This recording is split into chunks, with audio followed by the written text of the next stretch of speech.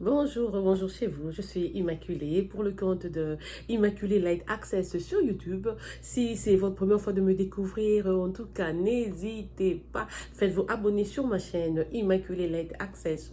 Il a un sigle ILA en anglais en faisant aimer, partager et cliquez sur la sonnette qui est à droite de l'écran pour des notifications. J'ai failli me perdre là un tout petit peu.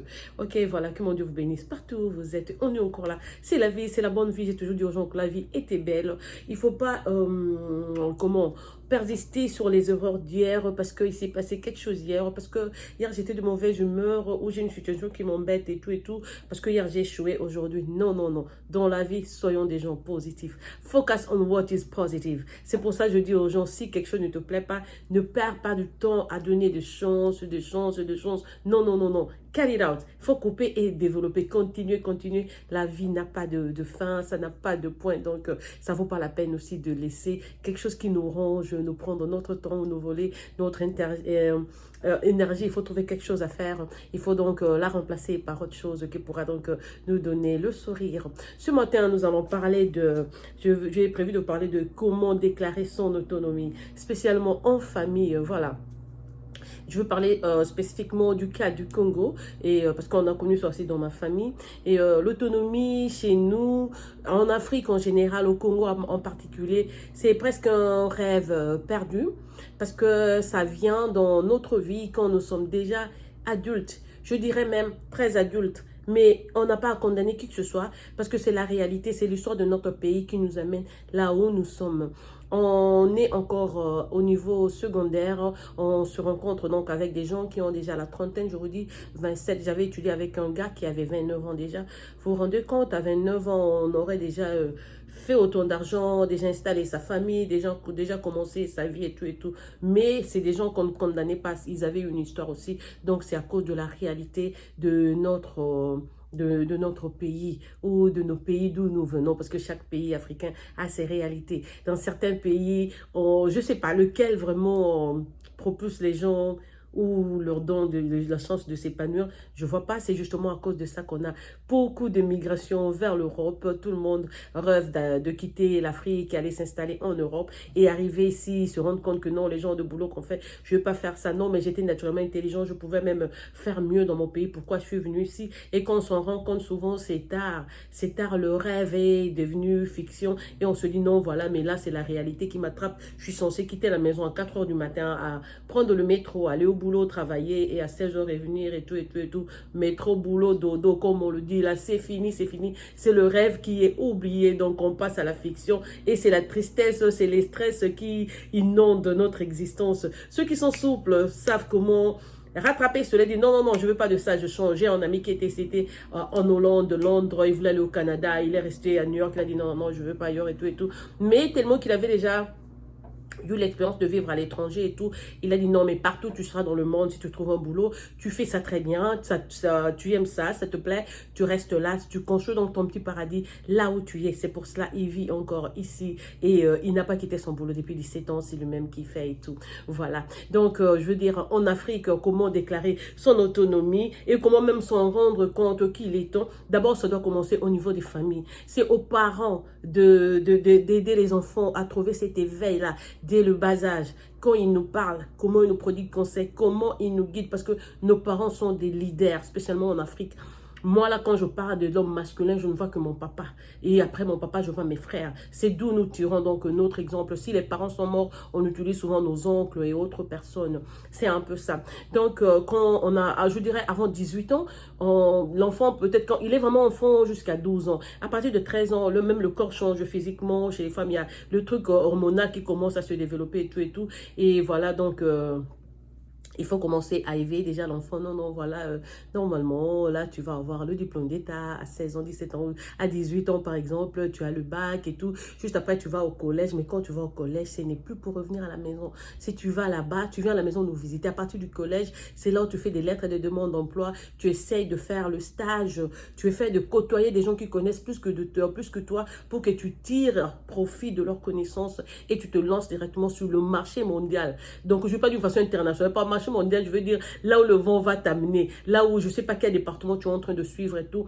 Souvent, les portes s'ouvrent, mais ça vient pas forcément des gens que nous connaissons. C'est pour ça qu'on est toujours obligé d'être curieux, curieuse dans la vie, accepter les opportunités, ne jamais refuser un colis sans l'avoir, comment regarder, il faut toujours ouvrir et voir ce qu'il y a dedans et tout et tout. Si ça te plaît pas là, tu fermes, tu dis je n'aime pas, tu retournes ça. Mais tu peux ouvrir un colis comme ça, c'est une surprise et voilà. C'est donc ta vie qui commence, c'est la positivité, c'est le sourire, c'est le bonheur chaque jour et tout. Voilà donc comment on vit. Mais non, les parents, si nous, on contribue comment? Quand ton enfant a 19 ans, 20 ans, 21 ans, 22 ans, 23 ans, 24 ans, à la maison, toi-même, tu le traites comme un enfant. C'est du genre, il se réveille, c'est du thé. Moi, j'ai vu ma maman chauffer mon eau quand j'allais à l'université. C'était elle qui chauffait toujours mon eau le matin pour aller à l'Unekin pour moi et mes petites soeurs. Elle le faisait. Et pourtant, nous étions adultes. C'était notre responsabilité de nous réveiller à 5 h du matin et brancher parce qu'on sait qu'à 8 h, il n'y aura pas d'électricité. Ça va déjà être le blackout. Donc, brancher notre eau et tout et tout. Non, elle était là à 5 h quand elle vient vous réveiller. Là, non, immaculé, ton eau est prêt, ton eau est prêt, ton eau. Non. Finalement, ça développe quoi? Une paresse en moi. Je sais que bon, ben, maman fera ça. Maman va prendre soin de ça. On oublie. C'est un peu ça, c'est le manque de responsabilité que nos parents ne mettent pas en notre tête. Parce que les parents africains, ils aiment trop. Ils aiment au point de confondre même ce que c'est que l'amour. C'est pas parce que tu me montres pas, tu fais ces choses pour moi que tu ne m'aimes pas, non. Mais quelque part, ça ne m'aide pas. Il faut me rendre responsable. Certaines choses, je dois les faire moi-même. Pourquoi à 24 ans, je dois être là, par exemple, à demander, si je suis une fille, par exemple, à demander à ma maman de m'acheter ma bande hygiénique, ma lotion, le défrisant des cheveux et tout et tout. Le problème chez nous au Congo, par exemple, en Afrique, je veux dire, donc, pourquoi on continue à le faire? Parce que d'abord, les parents ont peur. Ils veulent garder, au nom de l'amour, bien sûr, ils veulent que nous soyons toujours ces enfants-là protégés. Ils veulent que nous puissions rester leur bébé éternel. Alors, si tu es une fille, là, tu n'as pas des serviettes hygiéniques. Si tu ne demandes pas à tes parents, du coup, ils vont dire que, tu vois, en fait, si tu n'as pas de boulot, tu ne demandes pas à tes parents, ça veut dire que quoi? C'est ton petit copain qui va te donner. Et souvent, le petit copain, les boyfriends, là, ils ne donnent pas pour free. Alors, les parents se sauront que non, non, non. Et une fois que toi, tu as embrassé cette route-là, tu sais que c'est instoppable. Donc, tu vas partir de celui qui te donnait 50 $, tu vas à celui de 100, à celui de 200, à celui de 500. Et en fait de compte, tu deviens insatiable et tu commences à t'amasser des petits copains, des petits chéris par-ci, par-là, des papas, voilà, tout le monde. Tu veux avoir un receveur, un chauffeur taxi, un professeur. Tu commences à essayer de clôturer ta vie en mettant toutes ces choses-là comme si c'était ta sécurité. Et pourtant, c'était ce qui te rend irresponsable dans la vie. Parce que dans la vie, il faut se connaître. Quand tu es jeune, là, tu sais que j'ai ma passion, j'ai le désir, j'ai des hobbies que je dois absolument développer. Maintenant, tu te dis, mais les plans que j'ai, je vais les développer quand? Je vais vous donner quelques marches à faire. Par exemple, vous commencez par écrire ce que vous avez. Quand j'étais jeune, je me disais, la première chose que je disais, je serais chanteuse. Je vais chanter. Naturellement, je danse bien, je sais danser. Je chantais à l'époque. Mais je n'avais pas eu le temps d'arranger ma voix ou même de chanter à la chorale et tout et tout. Je suis née un peu rebelle comme ça et très indigo. Moi, c'est la têtue. Vous me dites, je fais ce que je veux parce que je me dis que c'est pas vous qui me guidez, mais c'est Dieu. Je vais là où Dieu m'amène. C'est un peu comme ça que je suis. Alors, ça s'était passé. Une fois, j'étais en chambre, j'avais un projet comme ça. Je disais, ah, en fait, vous savez, quand vous avez des projets, des idées dans la tête, là, c'est Dieu qui vous les donne. Hein. Donc, ne vous trompez pas. Ne croyez pas que c'est ceci, cela ou que c'est vous. Vous ne faites rien. En cet instant-là, c'est Dieu qui vous donne. N'oubliez pas de prendre toujours un stylo et de les écrire. Écrivez tout ce qui vous passe par la tête. Ayez des agendas, hommes, femmes. Vous êtes en brousse ou quoi que ce soit. Où que ce soit. Mon grand-père, dans les années, je ne sais pas, il est mort à 94 ans. Il était vraiment vieux, il était un policier. Chaque fois qu'il avait des trucs, je dirais, de révélation, il allait en brousse. Vous savez quoi? Il les écrivait sur les troncs d'arbres. Il enlevait l'écorce d'arbres qu'il coupait comme ça, il enlevait, il les écrivait là et puis il couvrait. C'était le secret qu'il avait. C'est là qu'il écrivait parce qu'il n'avait pas eu accès aux cahiers et autres. Donc apprenez à écrire vos rêves. Vous les mettez sur des bouts de papier, vous allez avoir le temps de le relire avant de dormir et peut-être développer un plan. Parce que comme on le dit, si tu mets le temps dans ce que tu veux vraiment accomplir, il suffit de mettre quelques temps là, tu vas voir que l'univers aussi va donc t'aider à accomplir ton dessin, ce que tu veux exactement faire. Donc en Afrique, nos parents, ils nous laissent trop enfants. Ils veulent que nous soyons leur bébé éternel. Ils font des trucs pour nous et tout. Et puis en fin de compte, tu te rends compte que pouf, on a 29 ans, 30 ans, on est toujours chez les parents. Mais tandis que par exemple, au pays développé, ici, pardon, j'ai ma fille qui est en sa dernière année de l'école secondaire, donc elle travaille déjà. Là, en ce moment, elle est en chambre parce qu'elle étudie sur Internet maintenant à cause du corona, à cause du Covid. Elle fait donc à partir de la maison. Et elle travaille aussi. Elle travaille à 3 minutes de chez moi. Ici, c'est un restaurant. Elle va travailler dans Company Noodles. Ce n'est pas vraiment pour l'argent, mais pour qu'elle soit déjà habituée. Et c'est que l'année prochaine, elle va aller donc au collège, ce que nous appelons Congo Institut supérieur ou université. Donc, du coup, elle doit déjà développer son autonomie. Là, elle est déjà consciente que non, si je ne travaillais pas, maman peut m'acheter du pain, je peux avoir le déjeuner à la maison. Mais voilà, c'est vraiment la vie qui est là. La vie est devant moi. Je n'ai même pas de choix. Je ne peux pas la contourner. Je n'ai pas autre issue que vraiment m'y mettre et l'embrasser fièrement. Donc, mentalement, elle est déjà préparée. Elle sait que, par exemple, aux États-Unis, tu n'as même pas de choix. Parce qu'à cet âge-là, tu y es même hors des listes des trucs du genre aide ou assistance. Donc, tu dois embrasser le marché et te vendre selon les connaissances que tu as, selon ce que tu as appris à l'école, selon ce que tu as, je ne sais pas, développé. Aujourd'hui, on apprend même sur Internet. Mais vraiment, c'est là que tu feras le face-à-face avec la société. Tu grandis, tu deviens adulte et tout. C'est un peu ça. Donc, aux États-Unis, vous voyez un gars de 22 ans, 23 ans, déjà avec son appartement, sa voiture, d'autres déjà vivant avec une femme, peut-être même un ou deux enfants. La vie ici commence très très tôt. C'est pour ça que vous voyez beaucoup de gens à 40 ans aux États-Unis. Ils ne vont pas comme s'ils ont déjà 80 ans en Afrique. Ils vieillissent un peu trop. Parce que, en fait, ici, l'idée de mettre les enfants sur la poussette quand ils naissent et les pousser, on essaye de ne pas les garder trop attachés aux parents. Donc, c'est à la naissance déjà qu'il faut te débarrasser de ton enfant. Tu la mets sur la poussette, il va là-bas. Elle veut faire la sieste, tu la déposes sur la machine, là, le swing, là, elle reste là et tout. Pendant chez nous, en Afrique, on est toujours bercé sur l'épaule de la maman. On hume l'odeur de la maman ou de ses soeurs. On est toujours là quand tu as besoin de quelque chose. Ah, même pour faire la sieste, c'est à la maman de te porter, de chanter un peu cette petite berceuse-là qui n'arrive jamais à la fin, mais qui t'emballe directement. Tu es en train de ronfler, tu es parti, tu es en train de dormir. C'est un peu ça chez nous, c'est l'éveil qui manque. Aujourd'hui, beaucoup de jeunes, grâce à l'Internet, je vois même sur Instagram et tout, vous allez voir même à Kinshasa, malgré que nous parlions de manque d'électricité et tout. Aujourd'hui, beaucoup de jeunes commencent aussi à créer des petits trucs et tout. Oui, c'est la vie. On arrive à ce stade où le monde devient vraiment compétitif. Si tu as un truc à mettre sur place, il faut absolument le faire. Si tu n'arrives pas, tu verras que si tu ne le fais pas, quelqu'un d'autre va l'accomplir. Et tu diras, ah, moi aussi, je voulais faire ceci, cela. Voilà que j'avais pas eu le temps, mais cette personne fait la même chose à ma place et tout. Mais vous n'allez pas partager de l'argent. C'est peut-être même pas un membre de ta famille. C'est donc l'éveil d'esprit. Les parents doivent être responsables, commencer déjà à parler aux enfants dès le bas âge que non, mon chéri. J'ai la maman de mes copines qui est presque une tante pour moi parce que c'est aussi une amie à ma maman. On l'adore, on l'aime beaucoup. Elle disait toujours à ses filles, je ne garderai personne chez moi à 23 ans. Faites vos folies, voyagez, allez avec vos petits copains, tout ce que vous me racontez là et tout, c'est bon. Mais vous savez que moi, je suis veuve, votre papa m'a laissé, je vous ai élevé. Maintenant, là, vous êtes en train de finir l'université. Donc, à 23 ans, j'attends que chacune de vous soit chez elle. Sachez seulement qu'à 23 ans, personne ne sera chez moi. Je vous dis qu'à 22 ans, elle ne s'était pas mariée. Donc, c'était la pression. Elle savait d'abord que leur maman ne plaisantait pas. C'est une dame qui tient à la discipline et tout. Et quand elle dit un mot, c'est comme cela. Alors, mes copines ont commencé à voyager. Kenya, Côte d'Ivoire, Tanzania, Ouganda, Rwanda et tout. À la quête des hommes. Elles avaient tellement eu peur. Mais non, maman va nous foutre dans la rue. Qu'est-ce qu'on va faire et tout. La maman rigolait. Ah, la maman savait que même si elle se mariait pas ou elle trouvait pas quoi que ce soit, elle n'allait pas les chasser. Mais ça, déjà, c'était assez juste de leur dire ça.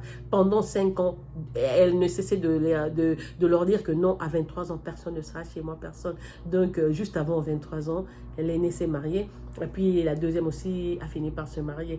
Un tout petit peu, à 30, je crois à 34 ans, elle a eu un petit retard parce qu'elle était dans une relation autre. Donc, elle a fait la France, elle a vécu quelque temps avec le monsieur. Puis après, ils se sont mariés et ils sont toujours avec leur famille. L'aînée a divorcé, mais elle a un très bon boulot. Elle est très heureuse avec ses enfants. Sa fille étudie aux États-Unis. Donc, c'est un peu ça. Donc, la maman a mis ça dans leur tête que non, voilà, vous devez donc partir. Sautez de chez moi, débarrassez-vous de moi. Cet attachement maternel-là doit finir à partir de 18 ans. Tu es homme, tu es femme. Deux fois même, ta famille te propose de... Ah, tu veux qu'on t'achète, tu veux que tu dis non. Parce que c'est des choses qui coûte moins cher. Tu te dis que non, mais les parents, ils peuvent garder ça pour eux. Moi, si je peux sortir, me débrouiller et me l'acheter moi-même. Et tu fais la fierté de tes parents quand tu reviens. Ah, maman, tu vois, tu veux m'acheter cette paire de babouches, hein, je viens de les acheter moi-même. Maman, tu vois le sac dont je t'ai parlé. Maman, tu vois ce jean-là, je l'ai acheté. Et ça fait le bonheur de la maman. Mais il faut faire attention à la pression de la réalité. Parce que maintenant, avec les réseaux sociaux, il y a une concurrence, une compétition au niveau, je veux dire, incommensurable.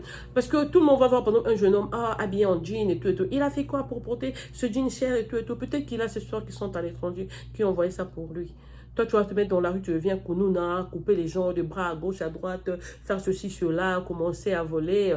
Tu vas risquer de passer le reste de ta vie en tôle et tout et tout. Moi, un conseil que je vous donne sur toutes mes vidéos, si tu as quelque chose à faire dans la vie, commence par prier pour ça. Commence à prier, purge.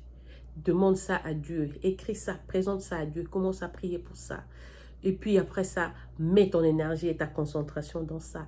Tu vas réaliser cette chose au nom de Jésus, tu l'auras. Ne jamais avoir peur de quoi que ce soit. Puis il ne faut pas envier ceux qui ont déjà accompli leurs choses. Toi aussi, ton espace est toujours vide. Et Dieu sait que c'est à tel âge que tu arriveras là.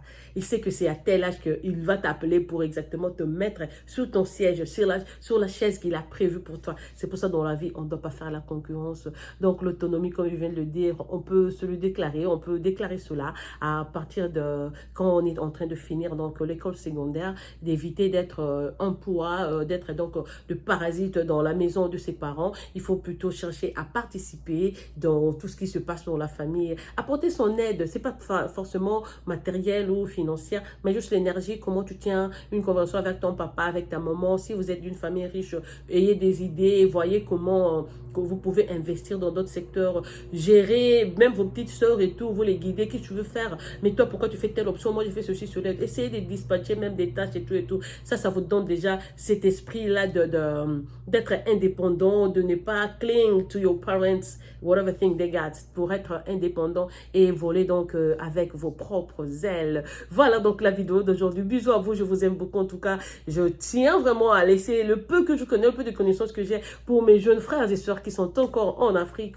Vous pouvez réaliser vos rêves partout où vous êtes. Le rêve n'est pas seulement le American Dream, on a aussi le African Dream. Beaucoup de gens quittent les États-Unis. J'ai un ami dont le papa est professeur médecin ici à New York, sa maman pareil également. Mais je vous dis que Jason a trouvé son paradis au Congo jusqu'à épouser une femme congolaise. Et quand il vient chez moi, il me dit seulement, Immaculée, je veux du pondou, je veux du poisson et tout et tout. Il ne faut pas à lingala comme moi. Je vous dis qu'on peut créer son paradis partout où on est. Il suffit de mettre Dieu notre priorité parce que c'est Dieu qui inonde nos cerveaux. C'est lui qui inonde le cerveau. Il vous donne ce qui est positif et il vous montre que non, là tu es mal à l'aise. Voilà, ici tu as l'air. Moi, quand je vous fais des vidéos comme ça, je suis très contente parce que je suis une personne qui aime parler et partager ce que je connais avec les gens sans jugement vraiment. Je n'aime pas juger les gens d'une manière précoce, je préfère peut-être connaître l'histoire et tout, mais je dis dans l'ensemble, comme sur les réseaux sociaux, ça va rester pour la vie, donc il faut être très positive, partager les connaissances que nous avions avec nos sœurs, celles qui ne sont pas encore là, pour qu'elles viennent nous rejoindre aussi, donc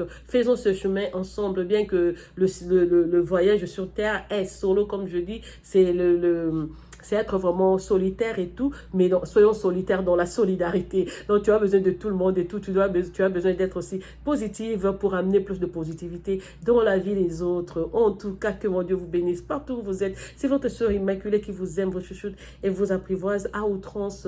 Donc, les jeunes garçons, jeunes filles, ne restez pas trop chez les parents. Vos parents sont fatigués. La maman qui a porté la grossesse pendant 9 mois, elle est fatiguée à ses 55 ans, 60 ans. Elle veut passer les 10 ans, le 20 ans restant de sa vie vraiment à l'aise et tout. Si elle doit encore être là à faire des foufous pour toi, aller au marché, faire des trucs pour toi, ça constitue une charge. Évitez d'être le parasite de vos parents quand ils ont grandi. Donc, vous débrassez-vous de tout ce que... Allez loin, allez loin. Même si vous êtes toujours à Kinshasa, va louer un appartement avec un ami. Faites des projets, développez-les et tout et tout. Soyez des gens, soyez même... comment connecter dans la communauté. S'il n'y a pas encore de boulot, allez chanter à la chorale, je veux dire, allez aider les jeunes à l'église. Apporte ton aide à un vieillard qui souffre dans une autre famille et tout et tout. Faites des trucs bénévoles sans dire que non, je vois le lucre, je vois l'intérêt, ils peuvent... Non. Toi, attends ton bénéfice, tu verras que tu vas gagner. Regarde dans ton quartier, il n'y a personne qui est handicapé. Dans ton quartier, il n'y a personne qui pleure. Dans ton quartier, tout le monde a la nourriture aujourd'hui. Peut-être que chez vous, vous aviez 3 verres de riz. À côté, là, il n'y en a pas. Demande à maman de prendre un verre de riz, de donner à la personne qui est à côté. Et ça va vous faire le plaisir. Et demain, je vous dis que le Dieu, le Jésus que je connais, va vous blesser, va vous bénir. J'allais dire, va vous blessir. To bless, va vous bénir. Et donc, votre tour viendra. Voilà, bisous, bisous à vous. Excellente fin de soirée. C'est votre soeur qui vous aime, vous chuchote et vous apprivoise à outrance. Et à la revoyure pour une autre vidéo. À plus.